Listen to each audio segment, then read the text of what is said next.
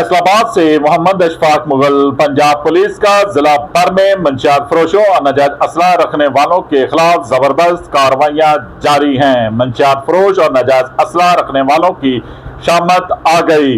CPO Faisalabad की हदायत पर फैसलाबाद पुलिस ने मंशियात फरोशों के खिलाफ क्रैकडाउन करते हुए 24 घंटों के दौरान मुख्तलिफ थाना जात में मंशियात फरोशों के खिलाफ कार्रवाई अमल में लाते हुए 21 मुकदमात का इंदराज करके 21 मुल्जमान को गिरफ्तार कर लिया। मुल्जमान के कब्जे से 4 किलो 290 ग्राम चर्स, 4 kilo 760 gram ice, 1 kilo 500 gram heroin और 250 लीटर शराब भी बरामद कर ली गई।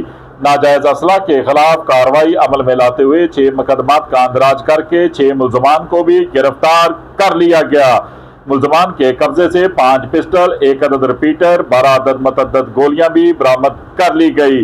जराइम पेशा अफराद के खिलाफ मौसर कार्रवाइयां जारी रहेंगी। सीपीओ फैसलाबाद ने वाज़िया पैगाम जारी कर दिया। देखते रहिए GS न्यूज।